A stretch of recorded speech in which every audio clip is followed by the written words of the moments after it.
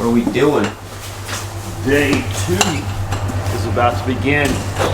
Day 2, we're sitting in really good position. If you watch day 1, you'll notice that pretty much I got to just show up today. But hey, heavy hitters is on the line. We want to go out there and try to catch something good for the heavy hitters tournament. So I'm always wanting to catch, but Jared Littner has absolutely wrecked him the first day. Kind of took the wind out of me a little bit, and looks like he's going to be advanced to the championship round. Anything could happen.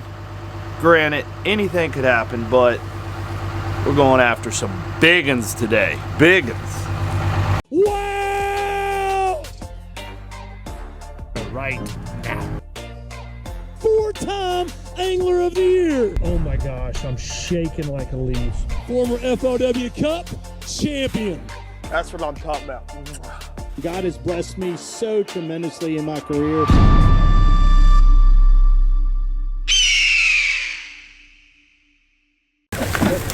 Got the cameraman, got the Let me put my back locals gave us a bunch of carbs, with these rods here. That's the only way it's going to sugar. work for me.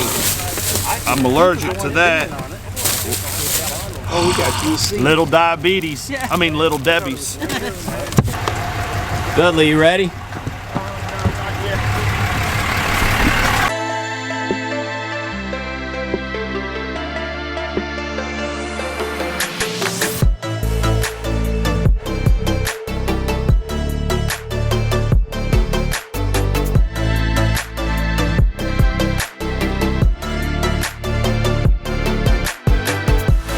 There he is. There he is.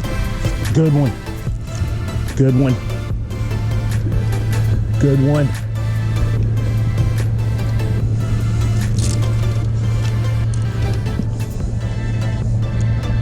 That's a good one. Watch out.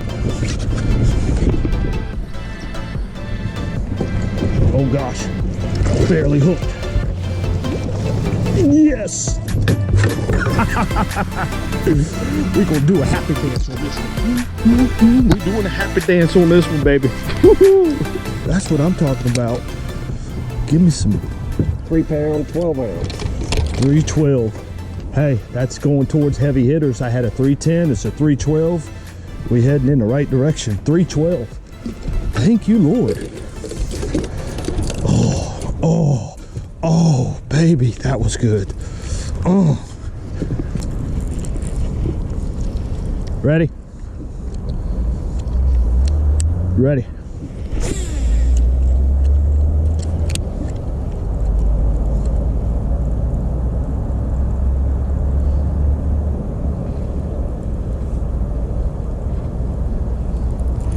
There he is.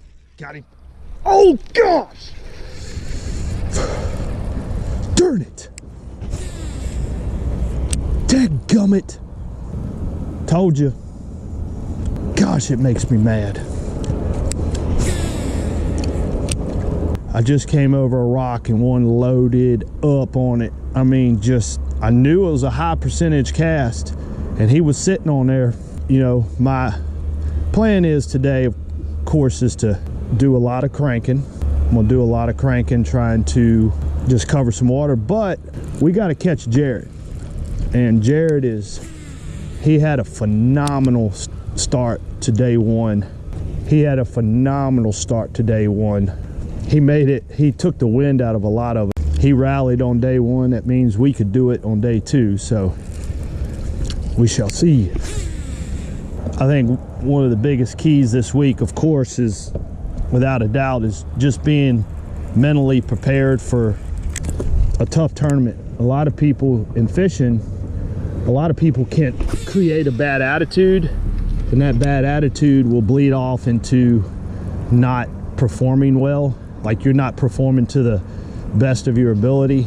And I think that's one thing that a lot of people need to consider when fishing in cold weather or tough tournaments. You can't go out expecting like you're gonna crush them. If you got that idea, there's a difference in having confidence in what you're doing, but then reality is also that we're dealing with a fish with his brain the size of a pea, and we're not going to be able to always, you know, predict everything. But what you can predict is that they're probably not going to be active. So coming out in a cold water, tough water fishery, you can't have a mindset of, I'm going to crush them. You can have confidence, but to think that you're going to go out and crush fish with conditions that we're in, you're not. So you got to be mentally prepared. I've been at this game long enough to, at times I may get rattled, but for the most part I don't let things rattle me. I try not to.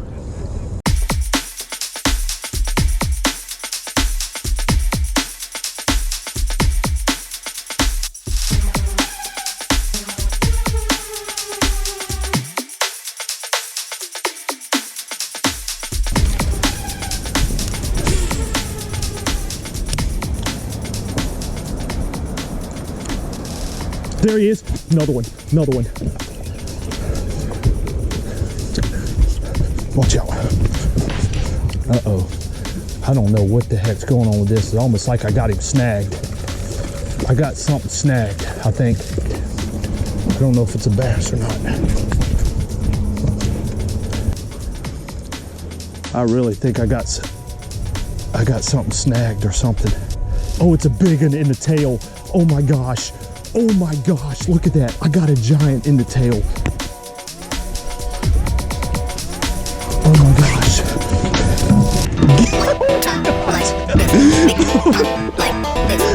Look at that. I just snagged one in the tail. Oh my gosh, another giant.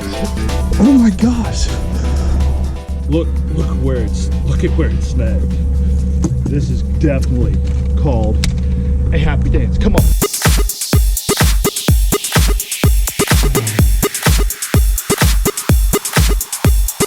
4 pounds, 5 ounce. Well, 5. Hey, we're getting better with the heavy hitters.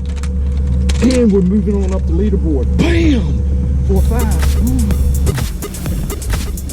4-5 in the tail. I will take it. He was here listening to Worldwide too. Oh, I just cast off my crankbait. How dumb is that? James, they were here listening to you the whole time. You had 2 4-pounders listening to your. Hey, I don't want to hear your crap. I fished down this 3 times. 3 times yesterday. They were 3 times. I caught 1 bass away, 1 9 all freaking week. I might as well be out here digging up cat turds. Did you hook one in the tail? A 4-5 in the tail. That's some BS. You guys suck and you're not my friends anymore.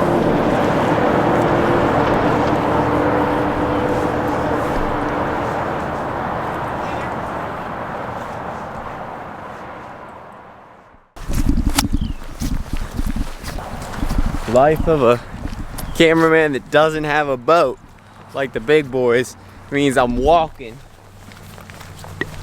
running around, trying not to get run over by cars, and trying to get footage and hope that David Dudley somehow shows up at the places I fish, or fishes at the places I choose to show up. That's what I'm hoping.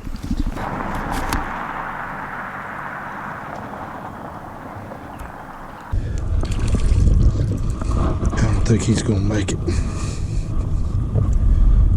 I don't think he's gonna make it, but told you he's gonna be right there. He's 1, 2, or 3, whatever. 1 pound, 3 non-squirrel. Yeah. But he's right there where I wanted him to be. Right there where I wanted him to be. Caught a short just a little while ago, and it seems like that the few bites that I'm getting, one thing that's holding true is structure, you know, like isolated on stuff. So what I'm thinking in my mind, you know, is little fish that we can to go off of. I'm gonna actually try to throw, of course you guys know, there's my wacky worm, the Dudley Wacky by perfection, but I'm gonna try a little bit of wacky worming, see if I can get some of these bass. Of course, with active target, I'm starting to see them, a few up underneath these docks, so I just got to figure out what bait they want They're moving though. I don't like them roaming. You know, I'm seeing them up underneath the docks, but they're kind of moving around. That's the thing is right now, when you're not getting many bites, it's hard to make decisions because you want to put the puzzle together. But if you don't have any clear picture of what to do, it can throw a lot of anglers for a spin, you know, and they'll go off in a tangent. But you got to take what little clues you can get. And a lot of the clues, again, comes from this Lowrance active target. You know, looking forward, you can see a story. Even though you're not catching them, you can see the story. You're just trying to take any clue you can. When the fishing's tough like this, you got to take any clue you can. More of a clue, put it that way. Trying to get more of a clue. I think we're in that little lull. A lot of times this time of year, you always have a kind of a okay early morning bite, and then it normally peters out, and then in the afternoon it'll start picking back up. And I'm hoping that's what's going to be happening.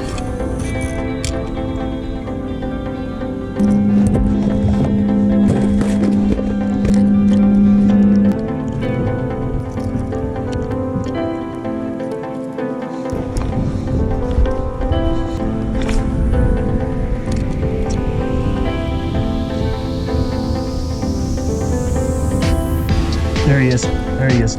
Good one. Good one.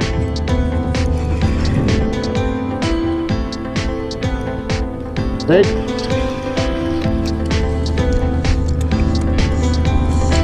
Gotta get the Duddy Wacky out of the way. Oh, he's got fishing line on it. Look at that. Fishing line was attached to it. Nice. Oh, that's what I'm talking about. We're gonna get a little dancing on this one, boy. We're gonna get a little jiggy. Get jiggy with it. Oh yeah. Talk to me. 2 pound, 5 ounce. Here's 2 pounds, 5 ounces, nickel and diamond. Nickel and diamond, baby. The old shad wrap. That fish had a bunch of fishing line attached to it too. That was weird.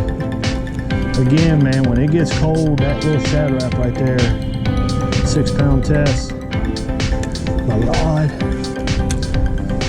It's hard to beat a shad wrap when it's cold. Hard to beat a shad wrap when it's cold.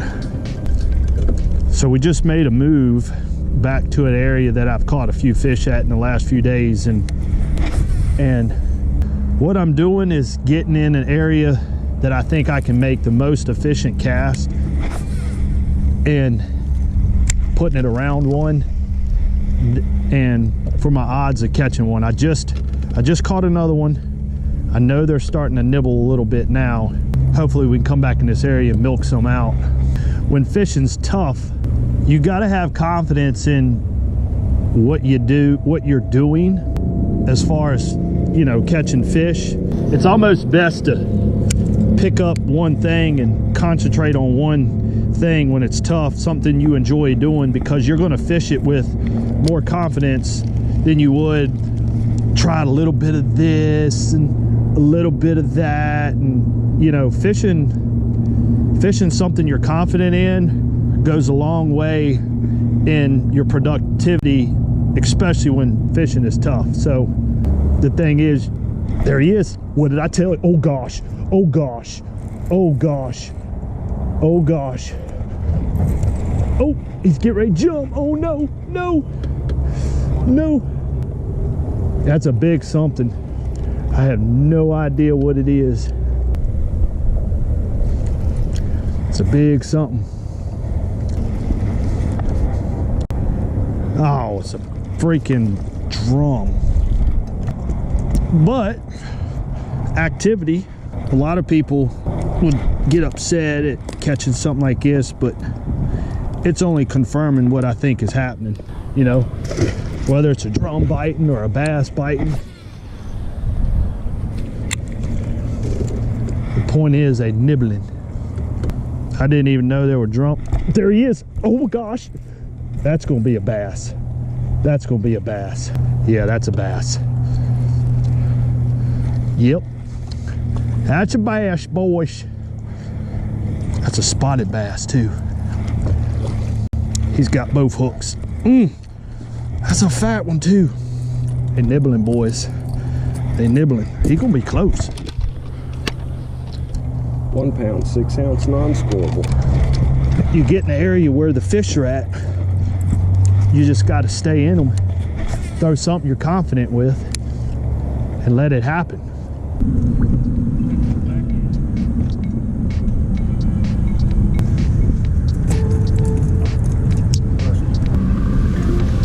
All right, man.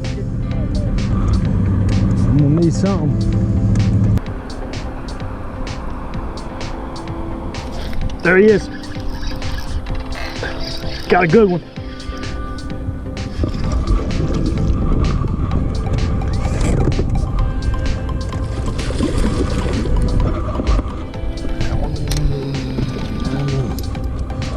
Be close.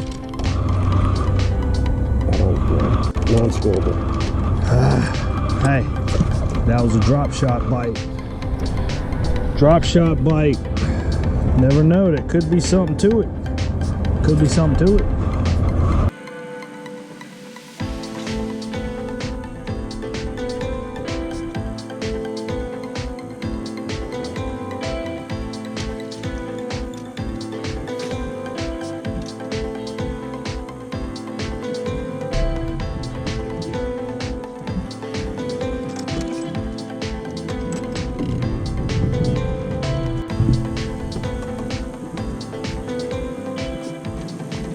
That's a 3-pounder.